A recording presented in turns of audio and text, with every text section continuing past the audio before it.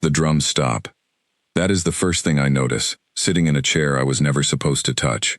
One moment the great hall of the Valkyrie Palace is roaring with music, laughter, and the clatter of 100 alien nobles, enjoying a feast I do not understand. The next moment, silence falls so fast it feels like the air itself has been pulled out of the room. Every eye turns toward me. I am Ethan Cole, a junior translator from Earth, sent here as part of the very first human delegation to the Valkyrie Empire. 3 days ago, I was checking star charts on a transport ship called the Meridian. Tonight, I am sitting in a golden chair at the edge of a royal banquet table, holding a cup of something purple and fizzy, wondering why an entire alien court has gone completely still. I look around for an explanation. My translator badge blinks calmly on my collar, still working, still useless. Nobody told me the seating here follows rules. Nobody warned me that in Valkyrie culture, an empty chair is never really empty. It is a message. And apparently, I have just sent one without meaning to. A tall Valkyrie guard near the entrance lowers his ceremonial spear an inch, his eyes locked on me like I am a puzzle he is trying to solve quickly, before something goes wrong. Beside him, an older noblewoman covers her mouth. Somewhere behind me, I hear a voice whisper in broken common speech, the shared trade language used between our species. Human, in the challenger's seat. The words hit me like cold water. I do not know what the challenger's seat means, but I know enough to understand that whatever it is not good. I glance down at the chair beneath me, at the strange carvings on its arms, symbols shaped like crossed blades wrapped in vines. I had thought it was simply decorative. I had thought this whole banquet was simply a formality, a friendly dinner meant to open trade talks between two species meeting each other for the first time. I was wrong. At the far end of the hall, tall doors carved from dark blue stone slide open with a deep grinding sound. The nobles part instantly, forming a path like water pulled by gravity. Whatever is about to happen, everyone here already expects it. I stand up, thinking that might fix things. It does not. If anything, standing seems to make it worse. A ripple of gasps spreads through the crowd, and even the human ambassador at the main table, a calm and composed man named Henry Blackwood, looks at me now with wide, alarmed eyes. "Sit down, Ethan," he says quietly, though I can hear the panic under his calm tone. "Do not move." I do not know whether to obey him or run. Before I can decide, she steps through the doors. I know instantly who she is, even without being told. Threnkai Vosh, Crown Princess of the Valkyrie Empire. I had seen her image in the briefing files before we landed, but no still image could have prepared me for how she carries herself in person. She walks like the room already belongs to her, each step slow, deliberate, and absolutely certain. She is tall, taller than me, with pale silver skin marked by faint blue lines that pulse gently, like veins made of light. Her eyes are a deep amber color, sharp and calculating, sweeping across the hall until they land directly on me. Her long dark hair is braided tightly, threaded with small metal rings that click softly as she moves. She wears no crown, no obvious symbol of royalty, yet somehow, every person in the room bends slightly toward her, as if pulled by invisible strings. The moment her eyes find mine, the whispering around the hall grows louder. "She has never let a challenge go unanswered," someone murmurs. "The human does not even understand what he has done. This will not end well for him." My heart pounds so hard I can feel it in my throat.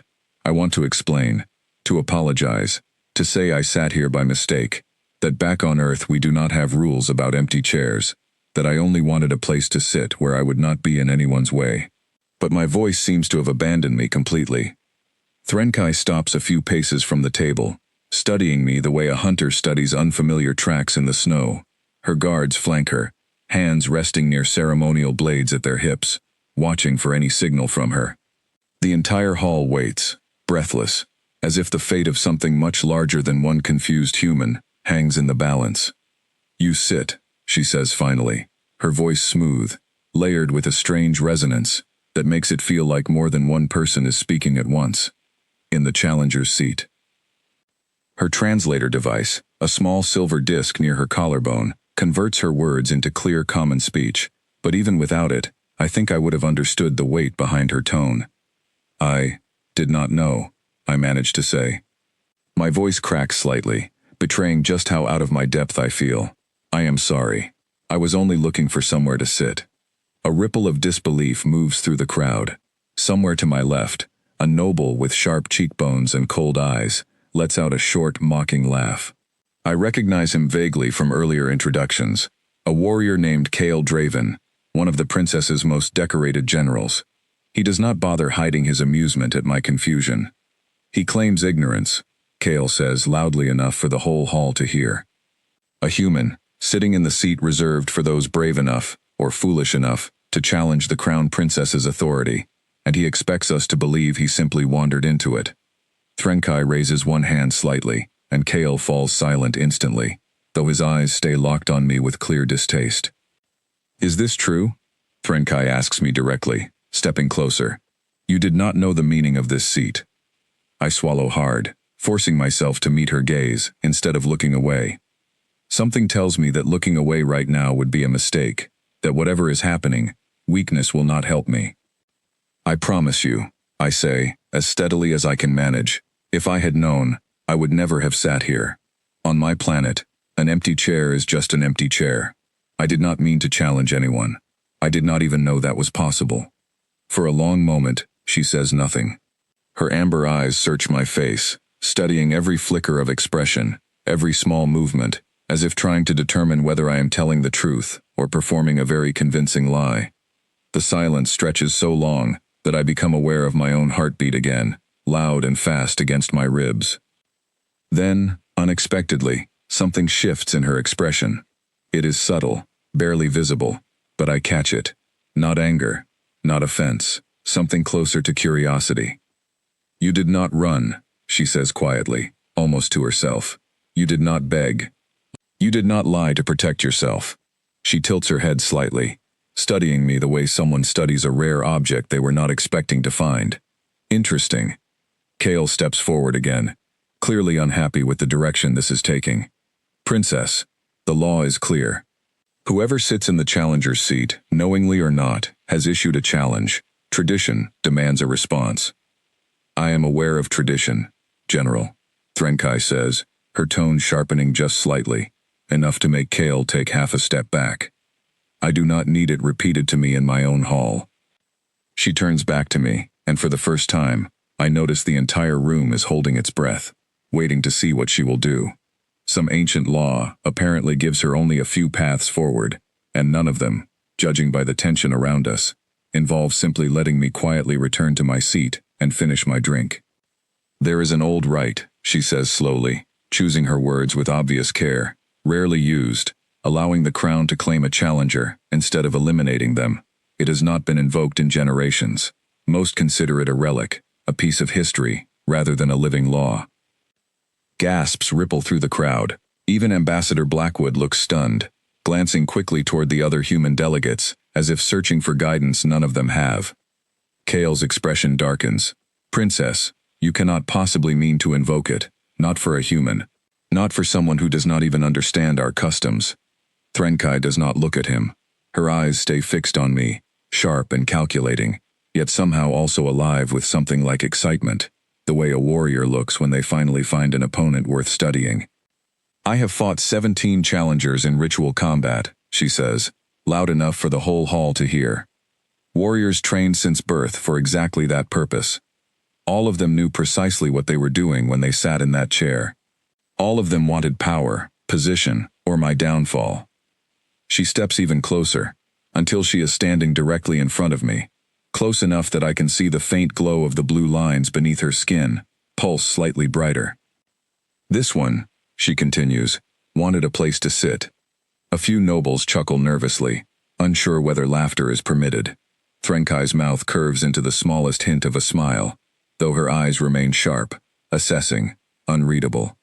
I will not spend a challenger who does not know he is one, she declares, her voice carrying easily across the silent hall. By the old right of the crown, I claim him instead. The words land like a thunderclap. Nobles erupt into hushed, urgent whispers. Kale's jaw tightens, his hand curling into a fist at his side, though he says nothing further, clearly unwilling to argue with her openly in front of the entire court. I stand frozen, still not entirely sure what just happened, only that somehow, in the space of a few minutes, my simple mistake has transformed into something enormous. Something that has just changed the direction of my entire life, whether I am ready for it or not. Threnkai looks at me one final time, before turning to address the hall. From this night forward, she announces, this human is under my claim. He answers to no one else's judgment but mine. The banquet hall stays silent for a long, heavy moment, hundreds of alien eyes fixed on me, the human who came looking for an empty chair, and somehow left with the attention, and perhaps the protection, of the fiercest princess in the galaxy. I do not know yet whether that is the best thing that has ever happened to me, or the most dangerous. The next morning, I learned that being claimed by a Valkyrie princess does not come with an instruction manual. I wake up in quarters I did not choose, in a wing of the palace I did not know existed the night before. The room is elegant in a way that feels almost intimidating.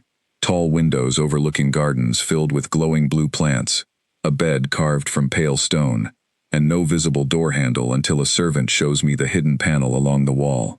Everything here seems designed to remind me that I am a guest in a world that operates by rules I still barely understand. Ambassador Blackwood arrives before I have even finished getting dressed, his expression somewhere between concern and disbelief. "Do you have any idea what you have gotten yourself into?" he asks, pacing near the window. "Not even a little," I admit. "Yesterday I was trying to figure out which fork to use. Today apparently I belong to a princess." Blackwood exhales sharply, rubbing his temple. "This claim you triggered, it is not just a formality. In Valkyrie society, being claimed by royalty places you directly into their political world, whether you want to be there or not. Every noble in that hall last night is now recalculating what your presence means. Some will see you as a curiosity. Others will see you as a threat to their own ambitions." "Great," I mutter. "So the wrong chair basically dropped me into an alien soap opera." "This is not a joke, Ethan," Blackwood says firmly. "The Valkyrie take honor and challenge extremely seriously. Being claimed instead of eliminated is almost unheard of. People will wonder why she chose this. They will look for reasons, for weaknesses, for ways to use you against her, or use her choice against her own authority." Before I can respond, the hidden panel slides open again, and a Valkyrie attendant steps inside, bowing slightly. "The princess requests your presence in the East Garden," she says. I glance at Blackwood, who gives me a look that somehow manages to communicate both sympathy and a complete inability to help me further. "Try not to accidentally start a war," he says.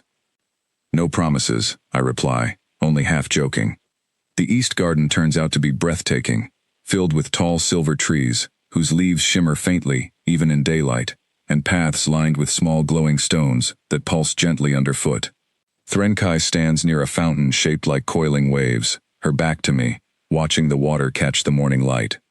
"You came," she says without turning around, as if she had somehow sensed my footsteps despite the quiet. "Was I given a choice?" I ask. She turns then, studying me, with the same sharp curiosity from the night before. "Not truly, no. Though I suspect you would have come regardless.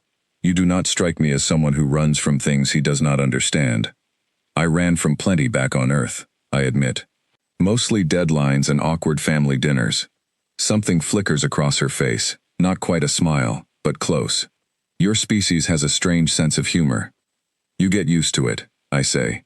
"Or you don't, and then everyone avoids sitting near you at dinner." This time, the corner of her mouth actually lifts, just slightly, before she catches herself and smooths her expression back into something more composed.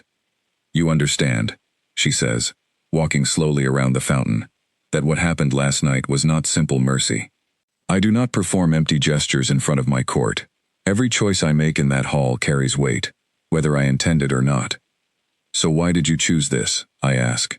"Why claim me, instead of just letting me go back to my seat and apologize?" She pauses, considering the question carefully before answering. "Because a mistake, honestly admitted, tells me more about a person than 17 calculated challenges ever could. You did not know the danger you were in, yet you did not lie your way out of it. You did not grovel, you simply told the truth and accepted whatever came next. That sounds less like mercy and more like an experiment," I say. Her amber eyes narrow slightly, though there is no real anger in them. Perhaps it is both. We walk together through the garden as she begins explaining, piece by piece, what my new position actually means. I am not a prisoner, she tells me, nor exactly a guest. I hold a strange, undefined status somewhere between the two, protected by her claim, yet still vulnerable to the ambitions of nobles who see opportunity in chaos. There will be those who test you, she warns, some subtly, through questions and manipulation, others less subtly. Define less subtly, I say carefully. You will know it when it happens, she replies, which is somehow both reassuring and completely unhelpful. As if summoned by her words, Cale Draven appears at the garden entrance, flanked by two other nobles I recognize vaguely from the banquet. His posture is stiff, controlled, but his eyes carry the same sharp disapproval from the night before. Princess, he says, bowing just enough to satisfy formality, without conveying any real respect. I did not expect to find you here with your new acquisition. Careful, General, Threnkai says, her tone cooling instantly. He is not an object. Cale's gaze shifts to me, assessing, almost amused. Forgive me. I simply find it curious that the Empire's fiercest warrior would spend her morning walking gardens with a human who cannot even navigate our seating customs.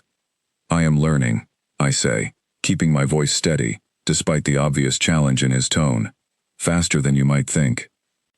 Cale's eyebrow rises slightly, surprised perhaps that I responded at all rather than staying silent. Confidence. How refreshing, coming from someone whose entire species barely understands the basics of our society. We managed to build ships that cross the stars to meet you, I reply. I think we understand a bit more than you're giving us credit for. A flicker of surprise crosses Threnkai's face, quickly hidden, though I catch the way her eyes brighten slightly at my response. Cale's jaw tightens, clearly not expecting pushback from someone he views as far beneath him. We shall see how long that confidence lasts, Cale says, his voice carrying a quiet edge of warning, before he turns and walks away, his companions following silently behind him. Once he is gone, Threnkai studies me for a long moment. You made an enemy just now. I think I made him yesterday, I say. Today I just confirmed it. She almost smiles again, that same small, controlled expression that seems to slip through despite her efforts to remain composed. Cale Draven does not forgive challenges to his pride easily. You should be careful around him. Careful seems to be the theme of my week, I reply. Then you are learning faster than I expected, she says. And this time, the smile she gives me is not quite so controlled after all. Over the following days, my strange new life inside the Velkhari court begins to take shape, though shape is perhaps too generous a word for something this unpredictable. Every morning brings a new lesson, a new custom I must learn quickly, or risk another accidental disaster. Every afternoon brings another suspicious glance from nobles who still cannot decide whether I am harmless or dangerous. Grace Holloway, one of the human delegation's cultural advisors, becomes my unofficial guide through the endless maze of Velkhari etiquette. She is sharp, patient, and endlessly amused by my constant near misses. You almost insulted an entire bloodline yesterday by using the wrong hand to accept a drink, she tells me one afternoon, shaking her head as we walk through the palace corridors. In my defense, nobody told me hands had meanings here, I reply. Everything here has meaning, she says. That is exactly the problem.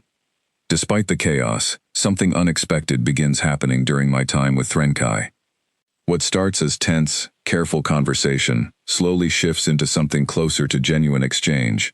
She tests me constantly, sometimes through direct questions about Earth, other times through sharp remarks clearly designed to see how I react under pressure. I learn quickly that backing down only invites more testing, while honest, confident responses seem to earn something closer to respect. Your people fascinate me, she admits one evening, as we sit near the palace's observation tower, watching twin moons rise over the horizon. So fragile compared to us, yet somehow unwilling to bow to fear. We've had a lot of practice being afraid, I say. Wars, disasters, uncertainty about whether we're even alone in the universe. I think fear just eventually stops being useful if you let it control everything. She considers this silently for a long moment, her expression thoughtful in the soft glow of moonlight, Perhaps that is why my court finds you so difficult to categorize. You do not fit the patterns we expect from those who seek power, nor the patterns we expect from those who fear it. Maybe I'm just built differently, I say, only half joking. Perhaps, she agrees, and something in her tone tells me she means it as a genuine compliment. But even as our conversations grow easier, the tension surrounding my position in the court only deepens. Kale Draven's resentment simmers just beneath the surface of every formal gathering, every court function, every moment our paths cross. I can feel him watching, calculating, waiting for an opportunity to use my presence against Threnkai's authority. I do not yet know how far he is willing to go to make that opportunity happen, but I am about to find out. The first real sign of trouble arrives during a formal court gathering held to discuss trade agreements between Earth and the Velkari Empire. I stand near the human delegation, trying my best to blend into the background, though blending in has become increasingly difficult given my new status within the court. Kale approaches during a break in proceedings, his expression carefully neutral, though I have learned enough by now to recognize the calculation hidden behind his calm exterior. Ethan Cole, he says, using my full name deliberately, formally. I have been thinking about our conversation in the garden. Should I be worried? I ask. That depends entirely on you, he replies. You claimed your species understands more than we give credit for. I find myself curious to test that claim properly, rather than through idle words in a garden. Something in his tone makes my stomach tighten with unease.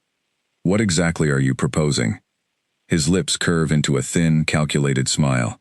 Nothing improper, simply an opportunity for you to prove yourself worthy of the princess's claim, in front of the court that still doubts you. Before I can respond, Threnkai appears beside us, her expression sharp with suspicion. What is this about, General? Merely a friendly proposal, Princess, Kale says smoothly. A demonstration, nothing more. Surely you would not object to your claimed companion proving his worth properly, according to our customs, rather than relying solely on your protection. Threnkai's eyes narrow, clearly sensing the trap hidden beneath his polite words, though the formal setting makes it difficult to refuse outright, without appearing to doubt me herself. What kind of demonstration? She asks carefully. Kale's smile widens slightly, and I feel a cold certainty settle into my chest that whatever he is about to propose, it is not going to be simple. A formal challenge, he says. Properly declared, properly witnessed. Let the court see for themselves whether this human truly deserves the honor you have given him, or whether your claim was simply mercy misplaced. The words hang in the air like a blade slowly being drawn from its sheath, and I realize, with growing dread, that the quiet, uncertain peace I had begun building in this strange new world is about to be tested in a way I am nowhere near ready for. Before the shock of Kale's proposal even settles, an elder Velkari scholar named Myrasa approaches quietly from the edge of the gathering, her long silver robes trailing softly across the polished floor. I had noticed her before, always near the back of court functions, watching everything with quiet, careful attention, rather than participating in the constant political maneuvering around her. Walk with me, she says simply, her voice calm, despite the tension still hanging thick in the air around us. Threnkai nods slightly, granting silent permission, and I follow the elder scholar out onto a quiet balcony, overlooking the palace grounds, grateful for even a brief moment away from the weight of dozens of watching eyes. You are afraid, Myrasa says, once we are alone, not as an accusation, but as simple observation. Is it that obvious? I ask. Only to those who know what to look for, she replies, a faint smile touching her weathered features. Fear is not weakness, Ethan Cole. Whatever Kale Draven and warriors like him choose to believe, fear sharpens the mind, if you allow it to guide rather than control you. Any advice on how to do that? I ask, only half joking. She studies me for a long moment, her ancient eyes carrying centuries of history I can only begin to imagine. Our people were not always defined solely by strength of arms. Long before the current dynasty rose to power, our greatest leaders were remembered for wisdom, for patience, for finding paths through conflict that avoided unnecessary loss entirely. Kale Draven belongs to a newer tradition, one that values dominance above all else. It has not always been our only path. So there's hope for me yet, I say. There is always hope for those willing to think rather than simply react, she replies. Remember that, when tomorrow's preparations begin, strength recognized by this court is not always the strength you expect it to be. Her words stay with me long after she disappears back into the palace's quiet corridors, a small, unexpected comfort amid the growing uncertainty pressing down around me. That night, I cannot sleep. I sit by the window of my quarters, watching the twin moons drift slowly across the sky, replaying Kale's words over and over in my mind. A formal challenge, properly declared, properly witnessed. I do not know exactly what that means yet, but I know enough about this world by now to understand that it will not be simple, and it will not be safe. A soft knock interrupts my thoughts. I open the hidden panel to find Grace Holloway standing there, her expression tense. You heard, I say, stepping aside to let her in. The whole delegation heard within an hour, she replies, pacing near the window. Ethan, this is serious. Kale is not proposing some harmless test of manners. A formal challenge in Velkhari culture is a duel, ritual combat, witnessed by the court, bound by ancient rules that neither side can walk away from once it begins. My stomach drops.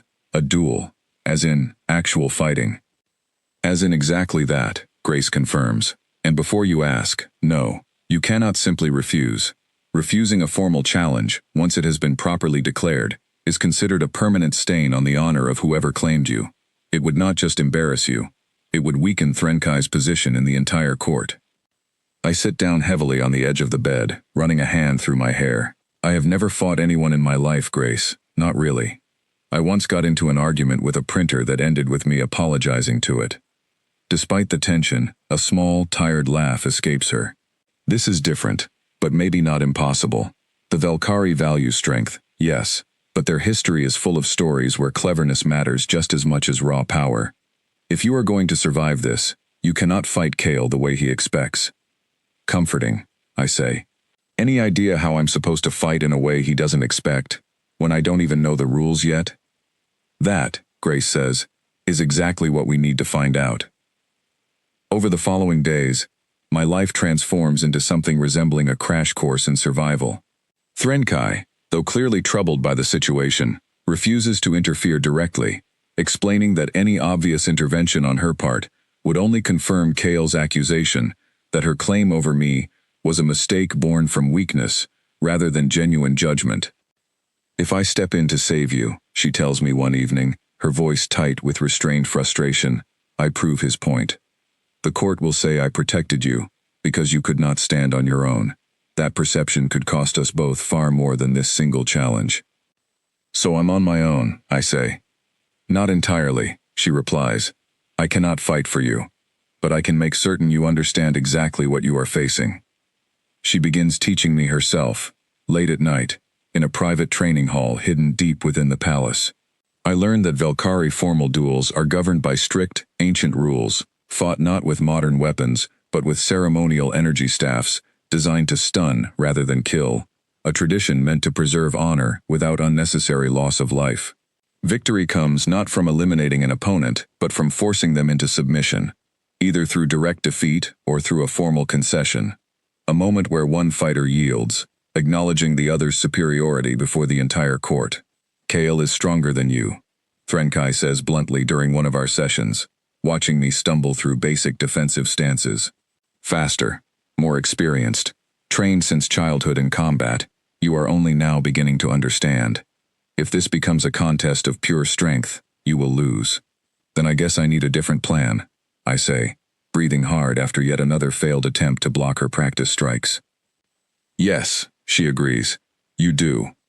Daniel Marsh, a member of the human delegation, with a background in tactical analysis, joins our late-night sessions once word spreads quietly through the human camp about the challenge ahead.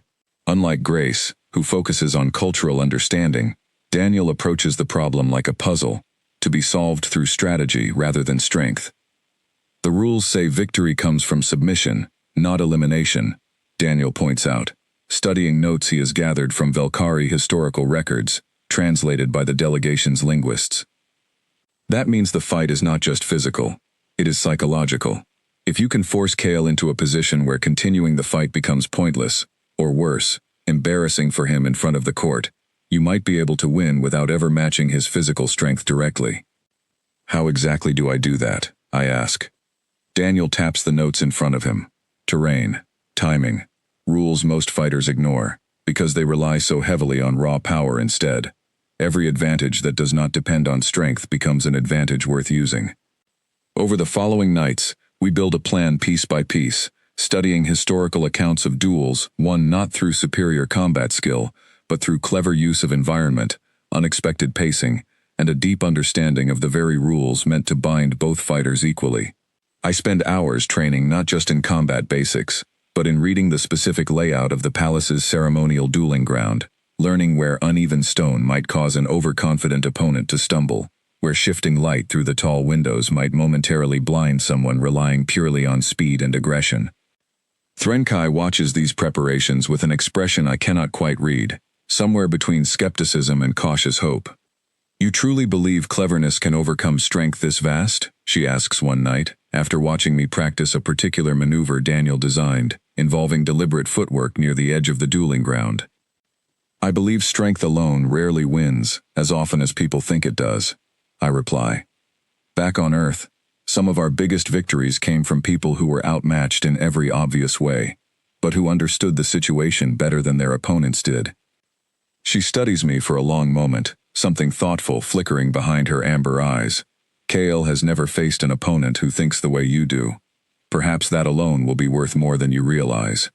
Meanwhile, tension across the court continues building, as word of the upcoming duel spreads.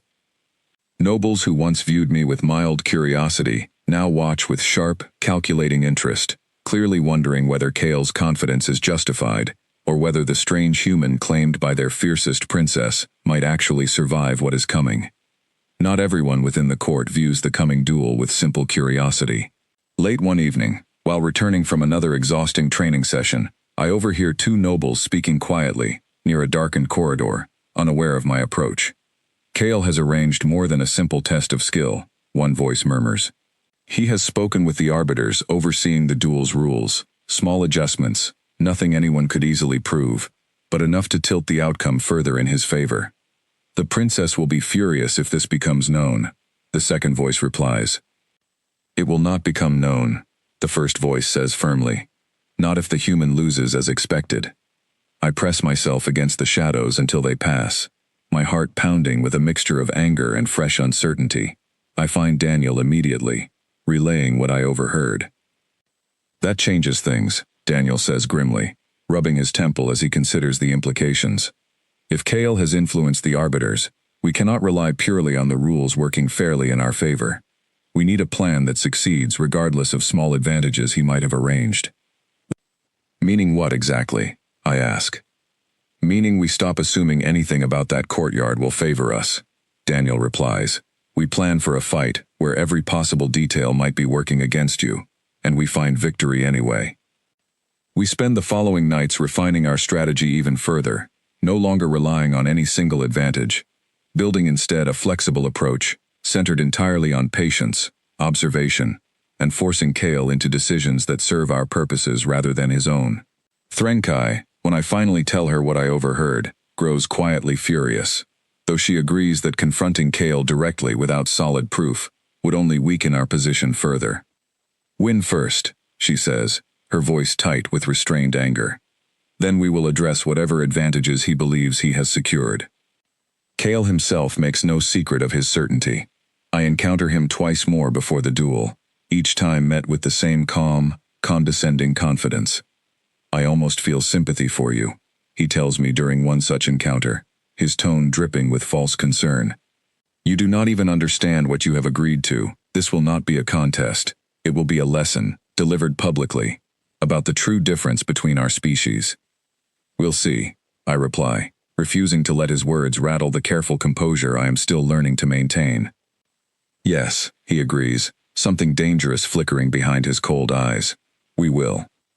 The night before the duel, I find myself once again standing beside Threnkai near the palace's observation tower, watching the twin moons hang low over the horizon. Neither of us speaks for a long time, the silence heavy with everything neither of us quite knows how to say. "Are you afraid?" she asks finally, breaking the quiet. Terrified, I admit honestly, but I think I would be more afraid of not trying at all. She turns to look at me, something soft and unguarded flickering briefly across her usually composed expression. You continue to surprise me, Ethan Cole. Even now, facing something that could easily end badly, you do not retreat into fear the way I would expect. Would you prefer I did? I ask. No, she says quietly. I think that is exactly why I claimed you that night.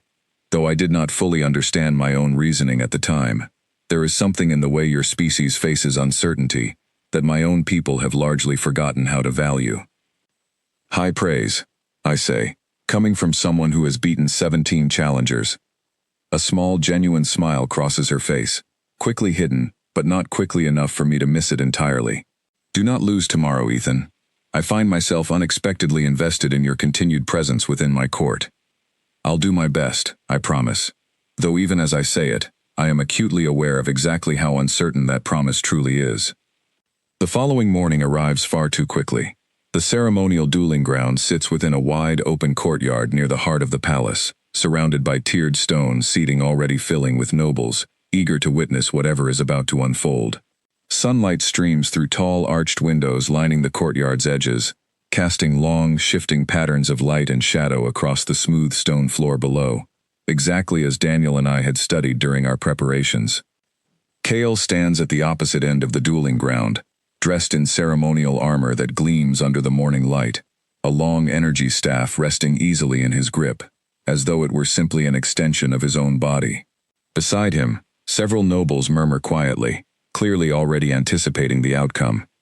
Threnkai sits among the royal seating, her expression carefully composed, though I catch the faint tension in the way her hands rest tightly against the armrests of her chair. Grace and Daniel stand near the human delegation, their faces tight with barely concealed worry. An elder Velkari official steps into the center of the courtyard, raising a ceremonial staff to signal the beginning of formal proceedings. The murmuring crowd falls silent almost instantly, hundreds of eyes turning toward the dueling ground, waiting. This challenge has been properly declared and properly witnessed, the official announces, his voice carrying easily across the courtyard. By ancient right, it shall be settled here, according to the old rules, until submission or concession determines its outcome. I step onto the smooth stone floor, gripping my own energy staff, its unfamiliar weight settling awkwardly in my hands despite days of practice. Across from me, Kale's confident smile widens slightly, clearly already anticipating an easy victory. Last chance to concede before we begin, he says, loud enough for nearby nobles to hear, clearly hoping to humiliate me further before the fight even starts. No shame in acknowledging the obvious. I think I'll take my chances, I reply, steadying my breathing despite the pounding of my heart. The official raises his staff once more, then brings it down sharply, signaling the official start of the duel. Kale moves instantly, closing the distance between us with terrifying speed, his staff sweeping toward me in a powerful arc clearly meant to end the fight within seconds. I barely managed to dodge, stumbling backward, the force of his near miss sending a jolt of adrenaline through my entire body. The crowd gasps, some clearly expecting the fight to already be over. I steady myself quickly, remembering Daniel's careful analysis of the courtyard's layout, deliberately positioning myself near the uneven stone edge where morning light streams sharply through the tall windows above. Kale follows immediately, confident and aggressive, clearly expecting to finish things just as quickly as he started. I let him get close, closer than instinct screams is safe, before suddenly shifting my footing exactly where the stone floor dips slightly beneath the shifting light. Kale's confident stride falters for just a fraction of a second as his foot catches the uneven ground, his balance wavering just enough for me to duck beneath his next swing entirely. The crowd's gasps shift into surprised murmurs. Kale recovers quickly, clearly annoyed rather than concerned, launching another aggressive series of strikes meant to overwhelm me through sheer speed and power. I retreat carefully, deliberately guiding the fight toward the section of the courtyard where sunlight streams brightest through the tall windows, exactly as planned. Running will not save you, Kale says, his tone sharpening with irritation, as I continue evading, rather than engaging directly. I'm not running, I reply, forcing steadiness into my voice, despite my racing heart. I'm choosing where we fight. Confusion flickers briefly across his expression, quickly replaced by renewed aggression as he presses forward once more. This time, as he lunges, the bright morning light catches directly across his eyes at exactly the wrong moment, forcing him to blink and shield his vision instinctively for a fraction of a second. It is enough. I sidestep quickly, using the brief opening to strike the back of his knee with the blunt end of my staff, exactly as Threnkai had drilled into me during our late-night training sessions. Kale stumbles forward, momentarily off balance, his earlier confidence replaced by genuine surprise. The crowd's murmurs grow louder, more animated, clearly not having expected the fight to progress this far. Kale recovers quickly, clearly furious now, abandoning his earlier calculated confidence in favor of pure aggressive force. He swings harder, faster, each strike carrying enough power to end the fight instantly if it connects. I continue relying on footwork and positioning rather than strength, guiding the fight carefully across the shifting light and uneven stone, exactly as Daniel and I had mapped out during our preparation. Slowly, gradually, I notice something shifting in the crowd's reaction. What began as confident amusement has transformed into genuine tension, nobles leaning forward in their seats, clearly no longer certain how this duel will end. Threnkai watches silently, her expression carefully neutral, though I catch the faint flicker of something like hope hidden behind her composed exterior. The fight continues, both of us breathing hard, sweat beading across my forehead despite the cool morning air. I know I cannot continue evading indefinitely. Eventually, exhaustion will catch up with me, and Kale's raw strength will find the opening it needs. I need to end this soon, one way or another. Then I remember something Daniel mentioned almost in passing during our final preparation session, a small detail buried within the ancient rules governing formal Velkhari duels. Victory does not require defeating an opponent through force alone. It can also come through forcing a concession, a moment where continuing the fight becomes clearly pointless, where an opponent's own pride becomes the very thing that ends the contest. Kale's pride, I realize, might be exactly the opening I need. I begin deliberately altering my approach, no longer simply evading his attacks, but actively provoking him, allowing small openings just wide enough to tempt him into overextending, into committing fully to strikes that leave him briefly vulnerable. Each time he takes the bait, I retreat just enough to avoid real danger, while subtly guiding him further toward the courtyard's uneven edge, where his earlier stumble had already shown weakness in his footing. You continue running, Kale snarls, clearly growing increasingly frustrated by my refusal to engage directly. A human trick, nothing more. Cowardice dressed as strategy. Maybe, I reply, deliberately letting a hint of a challenge creep into my tone. Or maybe you're just used to opponents who play by your rules instead of their own. The insult lands exactly as intended. Kale's expression twists with fury, his earlier calculated aggression collapsing entirely into pure, unrestrained rage. He charges forward with everything he has, abandoning caution entirely in his desperate need to prove my words wrong. I wait until the last possible moment, my heart hammering so loudly I can barely hear anything else, before sidestepping sharply, letting his own momentum carry him directly toward the uneven stone edge I had spent days memorizing. His foot catches exactly where I hoped it would, sending him stumbling forward, off balance, his staff swinging wildly as he fights to recover. I move quickly, using the same technique Threnkai drilled into me relentlessly during our late-night sessions, sweeping the blunt end of my staff low against his already unstable footing. Kale crashes to the ground hard, his own staff skittering across the smooth stone floor, well out of reach. The entire courtyard falls utterly silent. I stand over him, breathing hard, my staff pointed carefully toward him, exactly as the rules require, to signal a demand for concession. Kale stares up at me, his expression a mixture of shock, humiliation, and barely contained fury, clearly struggling to accept what has just happened. Concede, the elder official calls out, his voice carrying clearly across the silent courtyard. Or continue, knowing your weapon lies beyond reach, and the terms of victory now favor your opponent entirely. For a long, tense moment, Kale says nothing, his jaw clenched tightly, clearly wrestling with the enormous blow this moment deals to his pride. Finally, through gritted teeth, he speaks. I concede, he says, the words clearly costing him more than any physical wound could. The courtyard erupts into stunned murmurs, hundreds of voices rising at once, some in disbelief, others in genuine excitement. I lower my staff slowly, my entire body shaking with adrenaline and exhaustion, hardly able to believe what has just happened. Threnkai rises from her seat among the royal audience, her expression carefully composed, though I catch the unmistakable flicker of pride hidden just beneath her royal reserve. The challenge is settled, the elder official announces formally, raising his ceremonial staff once more. Victory belongs to the claimed human, Ethan Cole. The words echo across the courtyard, carrying weight I am still struggling to fully comprehend.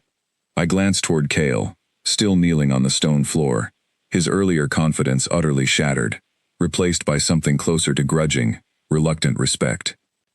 I do not yet know what this victory truly means for my place within this strange new world, only that everything has just changed, and there is no going back to the uncertain, cautious existence I had been living before. The days following the duel unfold in ways I could not have predicted, even after everything strange that had already happened since that first accidental night in the challenger's seat. Word of my victory spreads quickly through the palace, then through the wider court, then, according to Ambassador Blackwood, even reaching the outer territories of the Velkari Empire within a matter of days. I am no longer simply a curiosity, tolerated for the sake of diplomatic politeness. Nobles who once regarded me with thinly veiled suspicion now approach with genuine curiosity, some even with cautious respect, others remain wary, clearly unsettled by how thoroughly I overturned their expectations, but even their wariness carries a different weight now, closer to reluctant acknowledgement than open dismissal. Cale Draven, to my genuine surprise, seeks me out personally, a few days after the duel, finding me alone in the palace gardens where Threnkai and I had first walked together weeks earlier. I owe you no apology, he says stiffly, standing a careful distance away, his posture rigid with obvious discomfort. Our customs do not require it, even in defeat. I wasn't expecting one, I reply honestly. He studies me for a long moment, something unreadable shifting behind his sharp eyes. You fought with cleverness, I did not anticipate. Strength alone has always been our measure of worth. Perhaps that measure has been incomplete. Maybe strength just means more than one thing, I say. Where I'm from, sometimes the smartest person in the room wins, not just the strongest. Cale considers this silently, something almost like respect, flickering briefly across his expression, before he nods, once, sharply, and turns to leave without further words.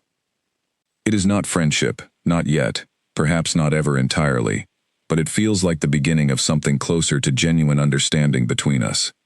That evening, Threnkai summons me once more to the East Garden, the same place where our strange, uncertain friendship first began to take shape. She stands near the fountain, watching the twin moons rise slowly over the horizon, her expression thoughtful as I approach. The court speaks of little else, she says without turning around. A human, claimed almost by accident, defeating one of my most decorated generals, through cleverness rather than strength. Some call it fortune, others call it fate. What do you call it? I ask, stepping closer. She turns to face me then, her amber eyes catching the soft glow of moonlight, something warm and unguarded flickering behind her usually composed expression. I call it exactly what I suspected the night I first claimed you, proof that strength wears many forms, and that my court has spent too long recognizing only one of them. High praise, I say, echoing her own words from before the duel. A small, genuine smile crosses her face. Perhaps I am simply honest about what I see clearly. We stand together in comfortable silence for a moment, the weight of everything that has happened settling gently between us, rather than pressing down with the same sharp uncertainty it once carried. There is something else, Threnkai says finally, her tone shifting into something more formal, though warmth still lingers beneath it. Tomorrow, I intend to address the full court, not simply to acknowledge your victory, but to reaffirm my claim over you, openly, deliberately, no longer as accident or mercy, but as genuine choice. I study her carefully, searching for any hesitation in her expression, and finding none. Why? Because that night, I claimed you out of curiosity, unsure whether my instincts were wise or foolish, she says. Now, I understand clearly that they were neither. They were simply correct. The following morning, The full royal court gathers once more within the Great Hall, the same hall where everything began weeks earlier, with a simple, accidental mistake. I stand near the front, flanked by Ambassador Blackwood, Grace, and Daniel, watching as Threnkai enters through the same tall doors, moving with the same quiet confidence that first captured the attention of the entire room that fateful night. She stops before the assembled court, her gaze sweeping across the hundreds of nobles gathered to witness whatever she is about to announce. Weeks ago, she begins, her voice carrying clearly across the silent hall, a human sat, unknowingly, within the challenger's seat. Tradition demanded a response. Instinct guided my choice, though even I did not fully understand my own reasoning at the time. She turned slightly, her eyes finding mine across the crowded hall. Since then, I have watched this human navigate a world entirely foreign to him, facing challenges neither his species nor mine could have fully prepared him for. I have watched him meet fear with honesty, meet aggression with cleverness, and meet doubt with quiet, unshaken resolve. The hall remains utterly silent, hundreds of eyes fixed on her, waiting. Some among you believed my claim over him was mercy misplaced, she continues, her gaze sweeping briefly toward where Kale stands among the assembled nobles. I stand before you now to say clearly, it was not mistake, nor mercy alone. It was recognition of worth. This court has not always known how to see. She steps forward, closing the distance between us, until she stands directly before me, close enough that the entire hall can witness whatever comes next. I reaffirm my claim over Ethan Cole, she declares, loud enough for every corner of the great hall to hear, not from ancient right invoked in confusion, but from genuine choice, made with full understanding of exactly who he has proven himself to be. The hall erupts into murmurs, some clearly still uncertain, others nodding slowly, visibly reconsidering assumptions they had carried for weeks. Ambassador Blackwood glances toward me, his expression a careful mixture of pride and disbelief, clearly recognizing the significance of what has just occurred, far beyond simple palace politics. Threnkai turns to address the wider court once more. Let this also stand as recognition of something larger than one human, or one princess, or one accidental knight. Earth has proven itself capable of strength this empire has too often failed to recognize, strength built not merely on power, but on resilience, honesty, and clarity of thought, even amid overwhelming uncertainty. She glances toward Ambassador Blackwood and the wider human delegation. Let formal negotiations between our peoples proceed, not merely as cautious strangers testing unfamiliar waters, but as potential allies who have already begun to understand one another, far better than either side initially believed possible. The hall fills with renewed murmurs, though this time, the tone carries something closer to genuine possibility, rather than uncertain suspicion. Blackwood steps forward formally, exchanging careful, respectful words with Threnkai regarding the path forward for deeper cooperation between our two civilizations, the beginning of something neither species could have predicted when our ships first entered Velkari space. Later that evening, after the formal proceedings finally conclude, I find myself once more in the East Garden, standing beside Threnkai beneath the soft glow of the twin moons. The tension that once defined every moment of our strange, uncertain relationship has settled into something calmer, steadier, built on weeks of shared challenges neither of us expected to face together. You changed everything tonight, I say quietly, still processing the weight of everything that unfolded within the Great Hall. We changed everything, she corrects gently. Neither of us could have accomplished this alone. Your courage opened doors my court's traditions had long kept sealed. My willingness to look beyond those same traditions gave your courage room to matter. Quite the partnership, I say, smiling despite the exhaustion still lingering from the day's events. Yes, she agrees, her own smile warm and unguarded, in a way I have rarely seen from her since our very first meeting. Quite the partnership indeed. We stand together beneath the moonlight, watching the twin moons continue their slow, steady climb across the night sky, the uncertain, chaotic beginning of my time within this world, finally settling into something that feels, for the first time, genuinely stable. 2 weeks later, formal trade and cooperation agreements between Earth and the Velkari Empire are signed within the same great hall where everything began. Ambassador Blackwood stands proudly beside representatives from both worlds, describing the agreement as the fastest, most substantial diplomatic breakthrough in recorded human history. A partnership built on foundations far stronger than either side initially believed possible. Grace finds me afterward, smiling, as she watches the celebration unfolding around us. You realize you are going to be studied for generations, right? Historians on 2 different planets are going to argue about what really happened that first night for centuries. They can argue all they want, I say. I'm just glad I finally learned which chair to avoid. She laughs, shaking her head. Somehow, I don't think avoiding chairs is going to be your biggest challenge from here on out. She is right, of course.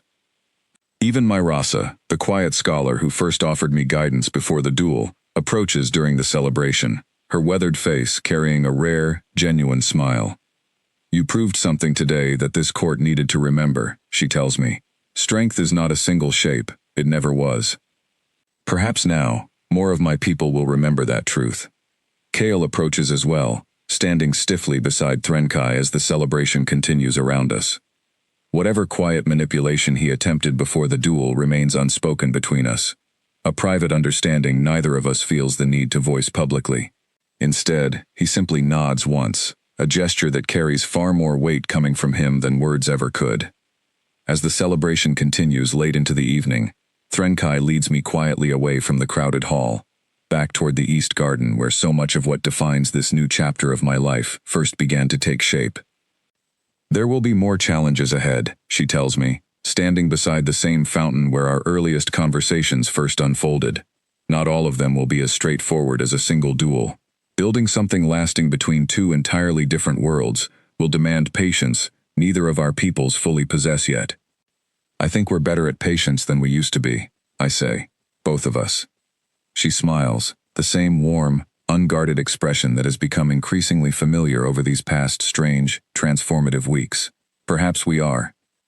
I think back to that first accidental night, sitting nervously in a chair I never should have chosen, utterly certain I had made some terrible, unforgivable mistake. Looking back now, I realize that single wrong seat did not lead me toward disaster after all. It led me exactly where I was always meant to be.